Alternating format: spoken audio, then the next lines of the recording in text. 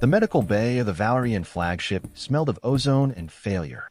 Commander Isha lay on the regeneration platform, her crystalline exoskeleton splintering like cracked glass, her bioluminescent blood pooling beneath her. The Nexus creature, the thing they'd encountered in the void, had torn through every conventional weapon, every shield, every healing protocol their species had developed across 10,000 years. Dr. James Veridon watched from the observation deck, his dark eyes fixed on the monitors showing Isha's vitals in freefall. As the human liaison aboard the Valerian vessel, he wasn't supposed to care this much. But caring was exactly what got him here, stationed on an alien warship, falling for a warrior who existed in a completely different biological reality. He thought back to 3 months ago when they'd first met.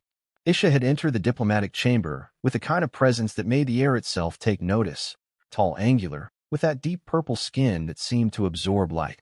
When she'd removed her helmet, revealing those luminous violet eyes, something in James's chest had shifted dangerously. Dr. Veridon. Her voice then had been formal, clinical. I'm told you specialize in adaptive biology. What followed were late-night conversations in observation decks, hands brushing together while reviewing data, stolen moments in empty corridors where Isha would press her cool forehead against his, a gesture of trust in her culture.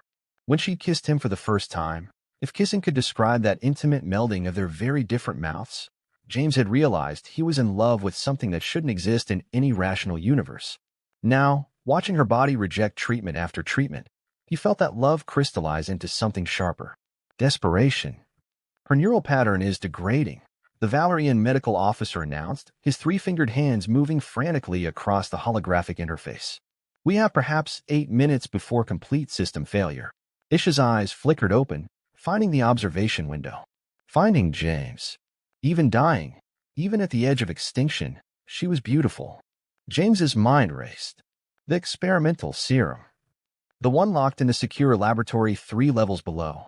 The one he'd been developing for 3 years, combining Earth's most adaptive organisms with cutting-edge nanotechnology. It was forbidden, unauthorized, untested on non-human subjects. The Galactic Council had rejected it outright. But the Council wasn't here. Isha was dying. I can help, he said, his voice steady despite the trembling in his hands. I have something. It's experimental, but bring it, the medical officer commanded, perhaps hearing the certainty in James's voice, or perhaps simply running out of other options. James moved without hesitation, keying in his security codes, breaking protocols that had seemed sacred just moments before. The serum was iridescent, a shimmering violet that seemed to contain its own light, appropriate for a woman who glowed from within. When he entered the medical bay, Isha's hand reached for him immediately. Her fingers, usually so precise and controlled, trembled against his skin. If this doesn't work, she whispered her native language, the one he'd spent months learning. I'm glad my last moments have you in them. It'll work, he said, injecting the serum into her arterial line. I promise you, Isha. You're going to live. He watched the luminescent fluid travel through her crystalline vessels, watched it reach her heart, watched her body respond like a flower blooming in fast motion. Her wounds sealed. Her color returned. Her breathing deepened into something almost peaceful. For a moment, everything was still. Then Isha's eyes snapped open, brighter than James had ever seen them, burning with an almost frightening intensity. She gasped, and every monitor in the room spiked with readings that made no sense. Cellular regeneration accelerating, synaptic activity tripling, her heartbeat settling into a rhythm that was distinctly faster than any Valerian baseline. It's done, James whispered, exhaling relief and fear in equal measure. You're going to be okay. But as he held her hand while she recovered, he couldn't shake the feeling that he'd set something in motion that the galaxy wasn't prepared for. 3 days later, Isha found James in the human sector's hydroponics garden, a small pocket of Earth biology maintained aboard the Valerian ship. It was his sanctuary, a place where green things grew and the air smelled like rain and possibility. She moved differently now. Faster. More fluid. Where before her motions had been controlled, precise as mathematics, now they seemed to flow like water, natural and inevitable. She wore civilian clothes, rare for her, loose black fabric that moved with her body. We need to talk, she said, her voice carrying undertones that hadn't existed before. About what your serum did to me. Are you in pain? James's concern flared immediately, though her physical readings showed her in perfect health. No. She stepped closer and James caught her scent, Still the mineral ozone note he remembered, but deeper now, richer, with something new underneath. But I'm not myself. Or I'm more myself.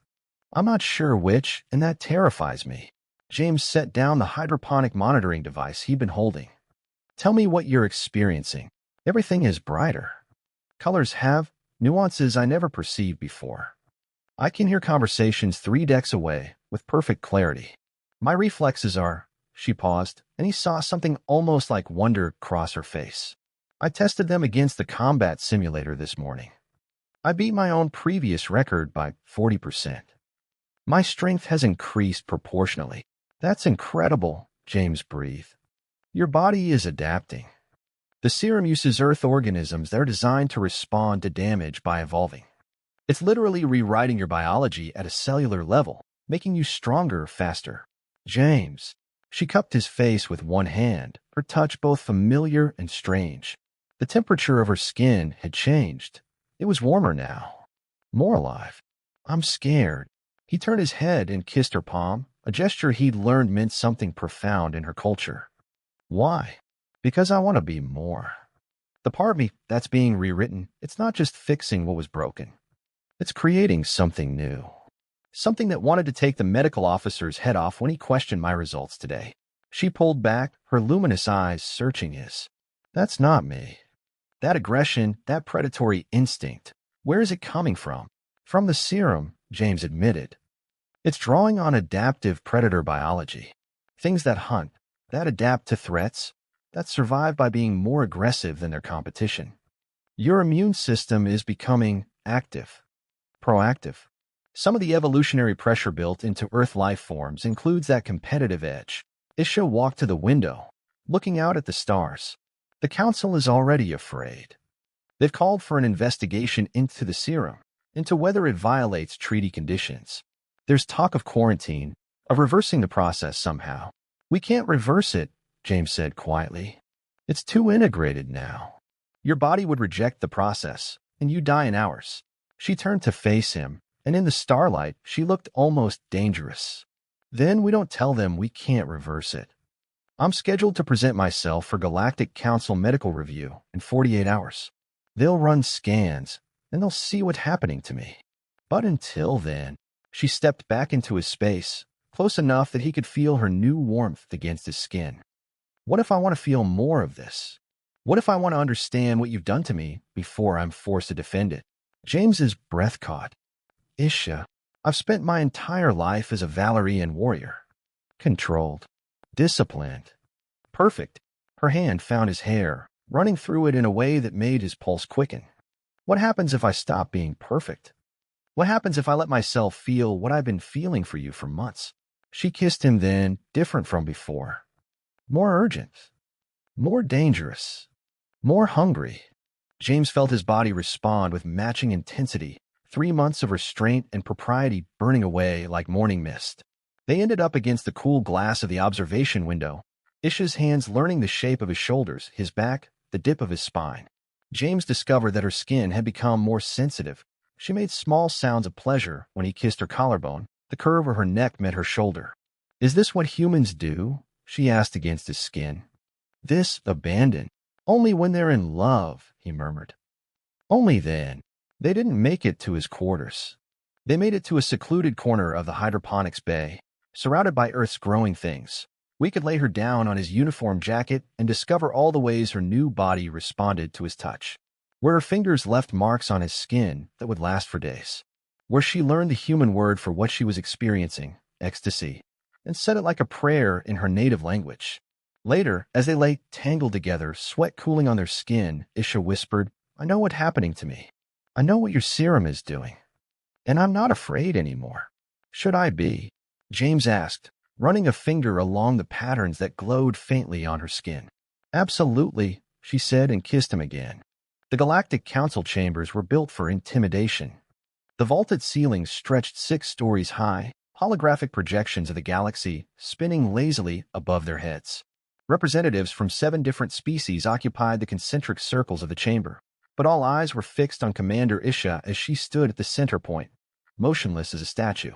James watched from the observer's gallery, His hands clenched so tightly, his fingernails carved crescents into his palms. Beside him, Dr. Elena Kovac, the human ambassador, kept a careful diplomatic expression, though he could see the tension in her jaw. The biological scans are conclusive, announced Council Speaker Thress, a crystalline being whose entire body refracted light into rainbow patterns. The subject's physiology has undergone unprecedented transformation. Cellular density increased by 60%.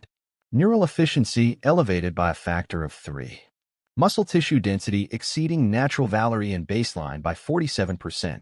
These changes could be construed as weapons enhancement, added Representative Mordick, a massive reptilian creature who'd always viewed humans with barely concealed contempt. The human serum appears designed to create super soldiers. This violates the non-militarization clauses of the Terran Treaty.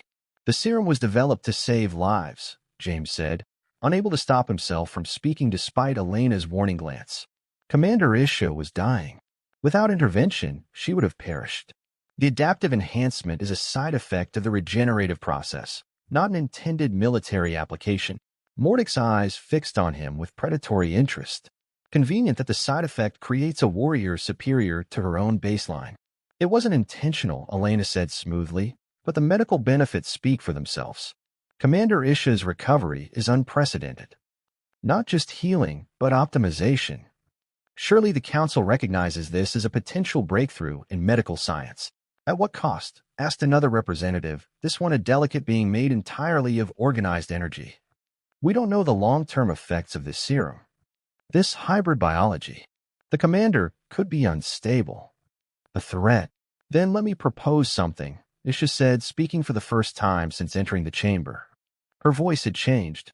It carried undertones that hadn't been there before, a subtle harmonic that made several representatives shift uncomfortably. Test me.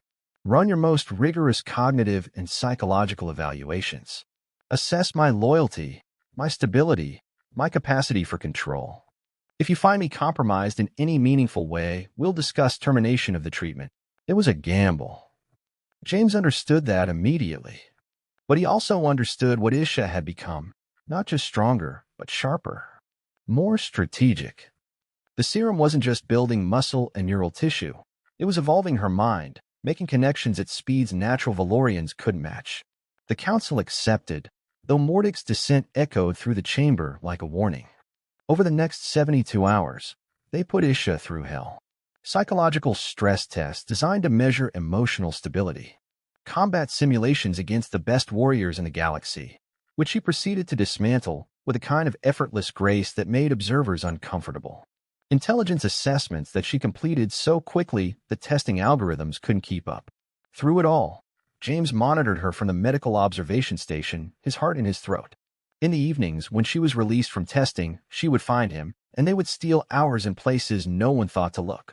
Behind the stasis generator in engineering, in the observation dome where the stars were so close they seemed touchable, in his quarters with the lights dimmed and the world contracted to just the two of them. One night, as they lay in the darkness, Isha traced patterns on his chest, drawing the constellation from his homeworld, the one she'd learned to recognize just for him. They're afraid, she said quietly. I can taste it in the air, and how they watch me. They're afraid I'm going to become something they can't control. Will you? James asked, not afraid of the answer, but needing to hear it. No, she said, and her eyes glowed in the darkness. But not because I can't. Because I choose not to. Because of you. She shifted, moving so she straddled him, her body catching starlight through the viewport. Because what you've made me, it's a gift, James. A terrible, beautiful gift. And I'm choosing to use it for something other than war. She moved against him with that new strength, controlled and devastating, and James realized in that moment that she was right. She could destroy this ship, this council, this entire armada if she wanted to. But she didn't want to. She wanted this him, the feel of connection, the human thing they'd built together. It made it all the more dangerous. The council's final assessment came the next morning. Isha stood in the chamber once more, and James could see the calculation in every line of her body as she waited for judgment. The psychological evaluations are conclusive, Speaker Thress announced. Commander Isha shows no signs of instability or compromised loyalty. Her cognitive evolution appears to have enhanced her strategic thinking without affecting her fundamental morality and discipline. The energy of relief in the gallery was palpable. However, Thress continued, the Council has voted unanimously on the following. The serum is deemed dangerous and banned throughout galactic space. No further human medical treatments of this nature will be permitted. Commander Isha's transformation is deemed a one-time exception, allowed only because her survival was at stake. All data on the serum's composition will be classified at the highest level. And the commander herself? Elena asked carefully. Will be monitored, Mordic said, his voice dark with meaning. Extensively. As Isha left the chamber, her eyes found James in the gallery. In that glance, he saw the calculation. She was no longer just a warrior. She was something evolved, someone who understood that the most dangerous revolutions happened quietly, in the spaces between official notice, in the hearts of those willing to risk everything. What they'd created together couldn't be uncreated. And the galaxy, whether it knew it yet or not, had no idea what that meant. 6 weeks after the Council's ruling, the galaxy seemed to settle into an uneasy normalcy. Isha was reassigned to the frontier colonies, ostensibly to lead military operations against the surviving Nexus creatures.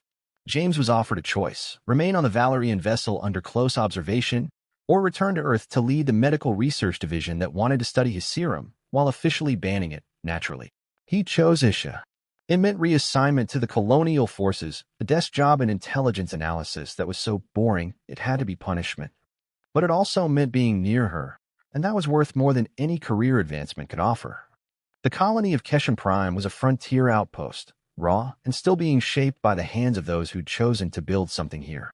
The facility was built into the side of a crystalline mountain, with quarters carved directly from the living stone. It was beautiful in a way that reminded James why he'd fallen in love with Isha in the first place. Everything about her world had this sense of deliberate artistry, a form following function but never forgetting beauty. Their quarters were separated by protocol, but protocol was becoming a suggestion rather than a law. One evening, 3 weeks into their posting, they lay together on Isha's bunk, her windows opening onto the crystal forests of Keshan Prime. The twin moons were rising, painting everything silver.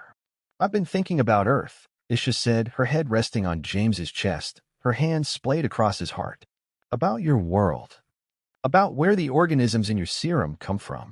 It's a dangerous planet, James said. Beautiful, but dangerous. Everything there is designed to compete, to survive, to evolve faster than the things around it. It's why Earth biology is so adaptable. I want to see it. James went still. The Council would never allow it. You're forbidden from leaving this sector, remember? So are you, Isha pointed out. She raised herself up on one elbow, her luminous eyes catching the moonlight. But I have a plan, and I think you're going to love it. She'd been promoted to regional commander, a position that came with significant autonomy, and more importantly, significant access to resources. Over the following months, she began making careful requests.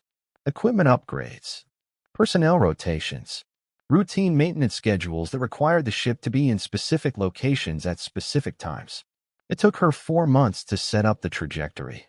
James watched as she moved through the colony with her new awareness, coordinating a plan so elegant in its execution that he could only admire it. She'd genuinely become something more, not just physically, but strategically. The serum had evolved her not just body and mind, but her capacity for complex thought and forward planning. Meanwhile, she and James kept their relationship carefully compartmentalized. Professional in public, just a commander respecting the input of an intelligence analyst. Intimate in the rare moments of privacy. But every touch carried weight now, because they both understood what they were building toward. 3 months into their posting, Isha called him to the Strategic Operations Center late at night. The skeleton crew on duty had been deliberately sent on false errands, leaving the center empty except for the 2 of them. A Nexus incursion has been detected near the Tertius Gate, she said, bringing up holographic star charts. The Valerian High Command is requesting our sector dispatch a rapid response team. A small team, given our limited resources. Just enough for reconnaissance. James understood immediately. The Tertius Gate was a wormhole, a shortcut through space that happened to lead within striking distance of Earth's system. If you were to volunteer for that team, she continued, and if I were to insist on coming along for tactical support, Command would approve. Frontier posts have significant autonomy, remember? They'll know when we don't come back, James said. Yes, but by then, we'll be beyond the wormhole, and they'll have no way to follow. Not immediately, anyway. She turned to face him. I'm going to defect, James. I'm taking you to Earth, and then, she paused, something vulnerable crossing her face. Then we figure out what comes next.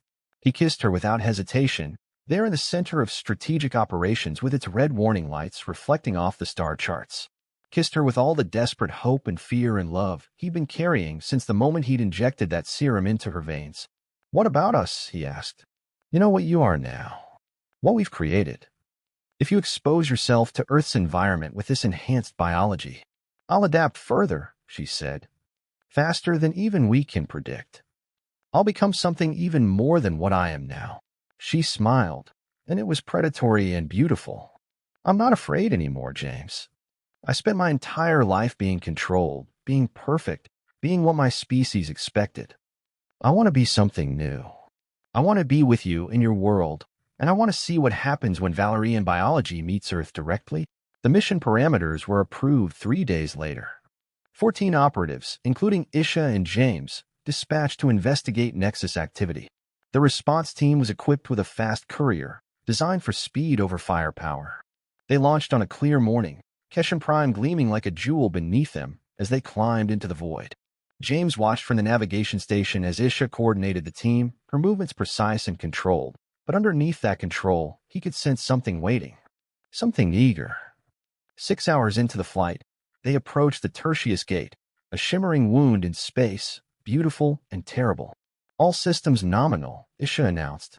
Proceeding through the gateway, the courier jumped. And on the other side of the galaxy, nobody in Valerian space had any idea that Commander Isha, the woman who should have been their weapon, their miracle, their carefully controlled asset, had chosen instead to become something revolutionary. Something completely, thrillingly, terrifyingly human. Earth in summer smelled like rain and green things, and to Isha, it was overwhelming in the most exquisite way possible. She stood on the observation deck of the orbital station where they docked, looking down at the blue-green sphere, and James could see her entire body trembling with the force of experiencing so much new sensory data at once. There are 47 distinct oxygen signatures in this atmospheric layer alone, she whispered, her luminous eyes tracking patterns across the continents. Life signatures, I can feel them.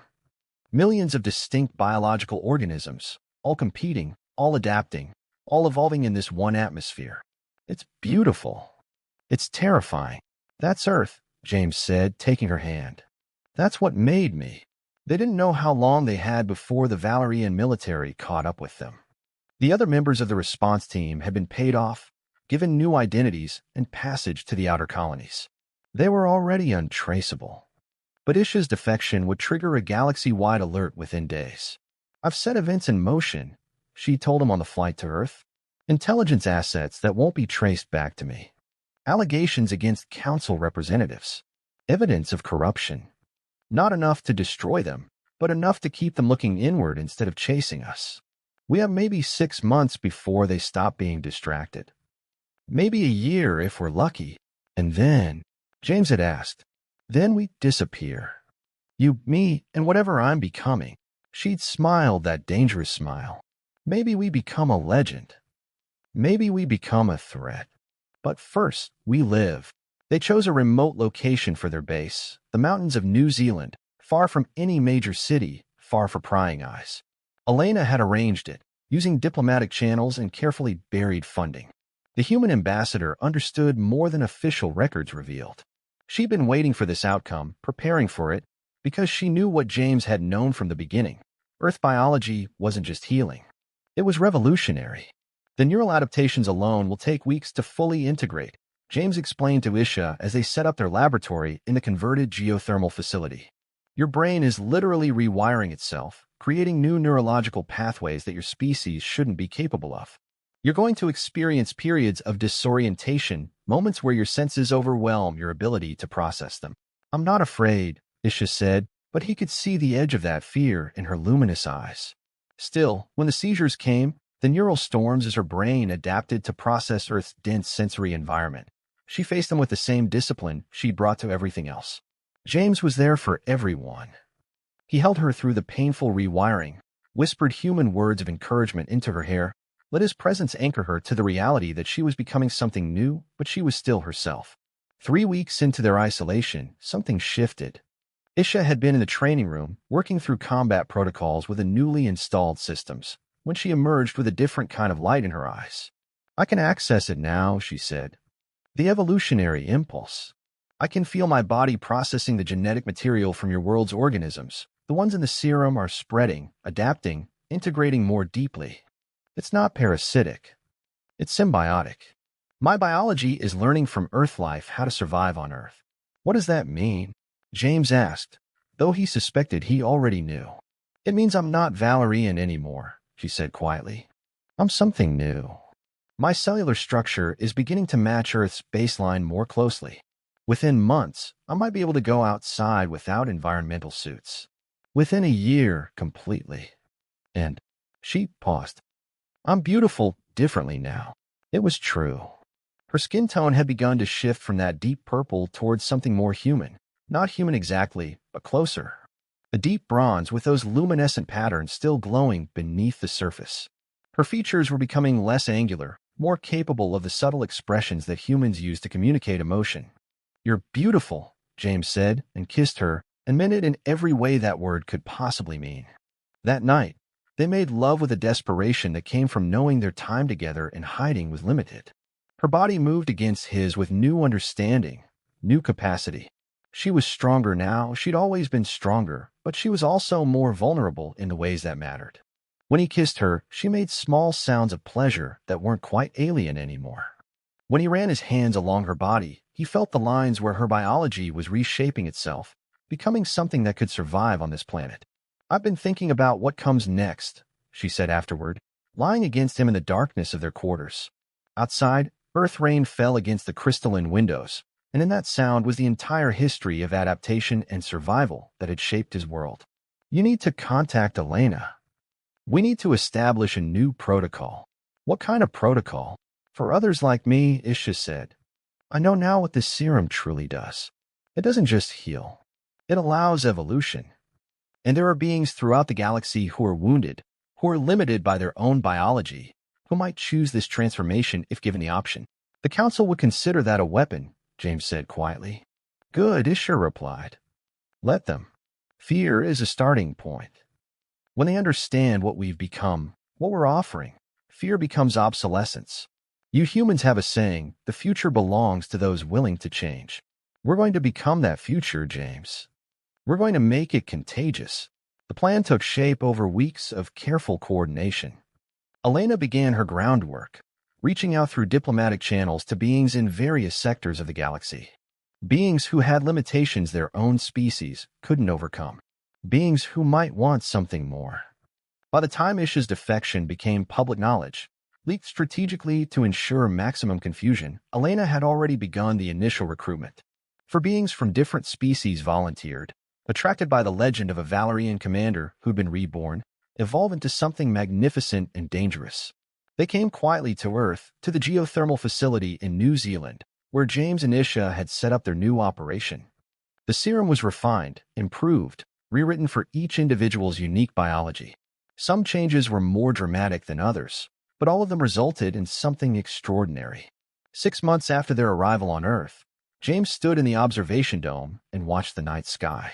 For moons were visible through the crystalline transparency, Earth's single moon, and the 3 moons of Valerie in space, which had traveled with its refugees through the wormhole. Isha found him there, as she always did. She was beautiful now in a way that transcended species, too alien to ever pass as human, but not quite Valerian anymore either. Something entirely new. Something evolved. "The 4th batch of serum is ready for distribution," she said, moving into his embrace as though they'd been built to fit together. Which, in a way, they had. "Elena's network is spreading faster than we expected. The Council is in chaos trying to respond. There's even talk of banning human contact altogether, which will only make more beings curious about what we're offering." "No regrets?" James asked, though he already knew the answer. "Only that I found you so late," Isha said. "Imagine what we could have accomplished if we'd had more time before." "We have time now," James reminded her. "We have our entire lives." She turned in his arms, her luminous eyes reflecting starlight, and kissed him with the kind of certainty that only someone who'd been fundamentally transformed could manage. When she pulled back, she was smiling. "I was wrong that night in the medical bay," she said, "when I asked you why your serum still felt strange. It wasn't strange. It was perfect. It was exactly what I needed to become what I was always capable of being." She rested her forehead against his, the familiar gesture of her people, but somehow more intimate now. "You didn't create a monster, James. You created a possibility. A way forward. A new evolution." Outside, on the slopes of the New Zealand mountains, 3 other transformed beings trained in the starlight, learning what their new bodies could do, preparing to return to the galaxy as ambassadors of change.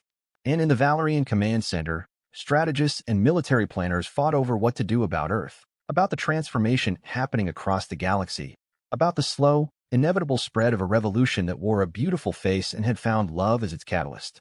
They didn't understand yet what James and Isha understood perfectly, that the greatest weapon, the most powerful evolutionary force, wasn't biological enhancement. It was choice. It was the freedom to become something more than what you were born to be. It was the courage to love across the boundaries that were supposed to divide you. And it was spreading through the galaxy like spores on the wind, inevitable, unstoppable, and absolutely, terrifyingly human.